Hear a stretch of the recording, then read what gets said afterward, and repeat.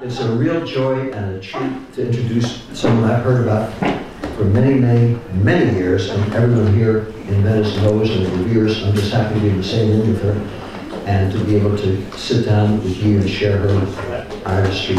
Please welcome the one and only Philomene.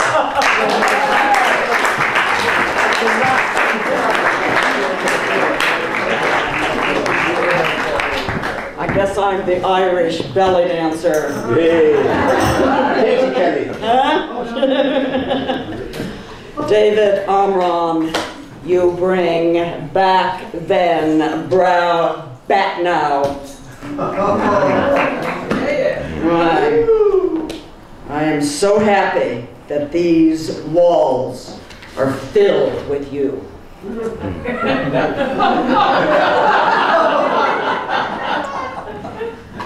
All right, he's only sitting down for a few moments. I'm getting him back up. Anyway, I would actually like to begin by just a few lines from Jack Kerouac that I live with.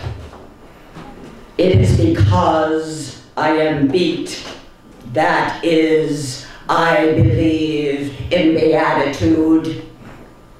Who knows but the universe is not one vast sea of compassion. Actually, the veritable holy honey beneath all this show of personality and cruelty. And tonight, the stars will be out. And don't you know that God is Pooh Bear? So this is for Pooh Bear. David, I wanted to read a moment of beatitude from his book, Offbeat. Would you give me a little 8th Street? Manhattan. Sure. Sure.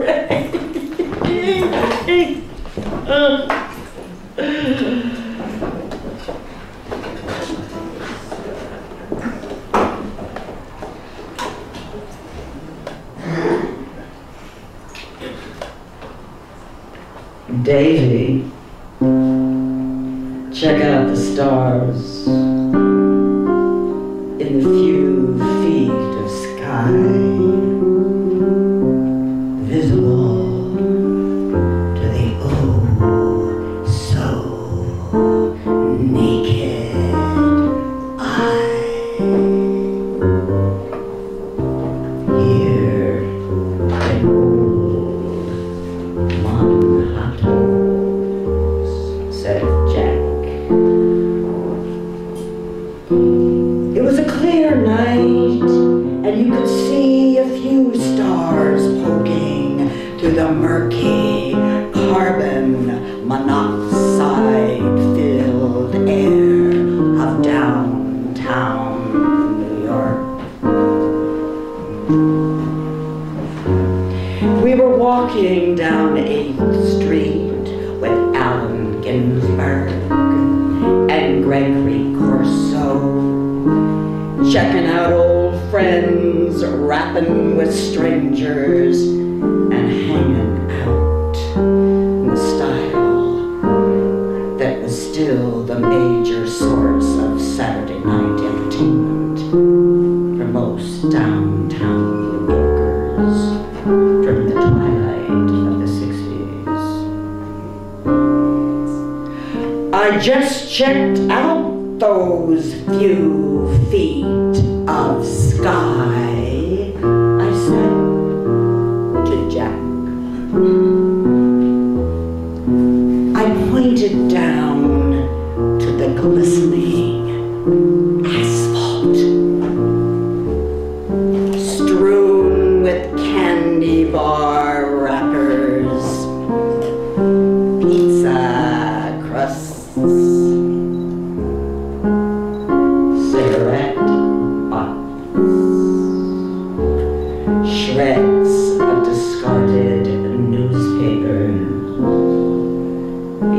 accompanied by an occasional rat and various fast food meals recently upchucked by passing revelers.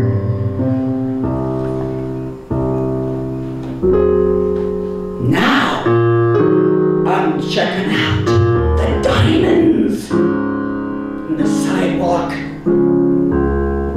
that you always talk about, Jack.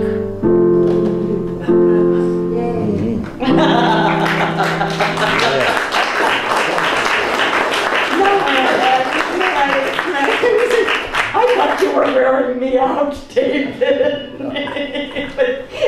No. Raven.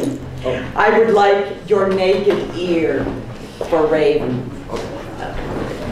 Okay, this is what I saw when I looked out into the million miles of the Venice sky. I saw ravens. One can never see a raven without hearing a poem. Like the poem, the raven can fly upside down and gives no reply to questions. In the raven's eye, a spot which disappears in the distance. The raven, even with other ravens, is always by itself. The raven has tucked beneath its wings the whole world. Night is the dream of the first raven. A raven spins sleeping in the womb of the world. The blinding light in the tomb is the raven.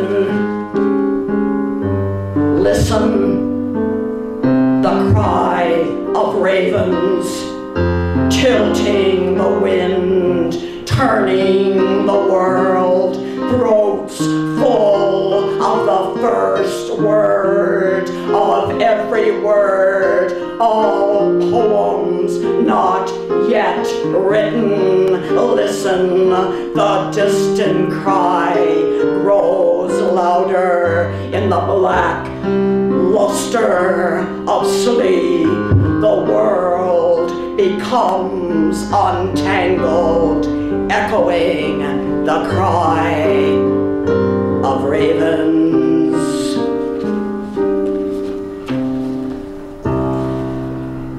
Genesis. One must have a mind which perceives the slowness of light, the crushing weight of time, to know the velocity of darkness,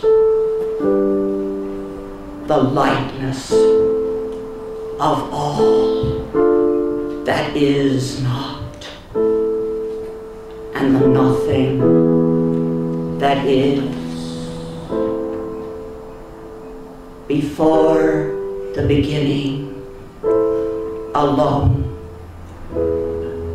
no hand cutting the night, no lips opening in the velvet, and speechless black, alone, always alone, forever young, the beginningless, the luminous silence.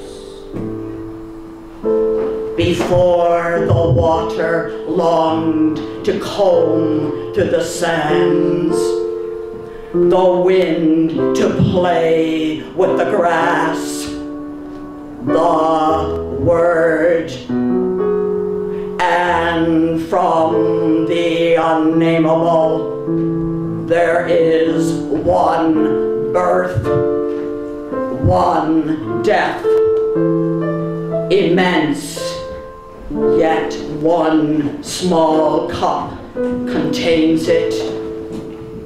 There is one book, one writer, and the reader, the writer, the book are one.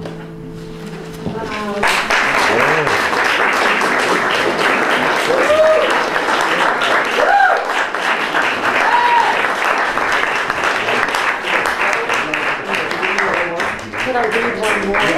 For you, I would do anything, because I can listen to you 1,000 years, David Amram.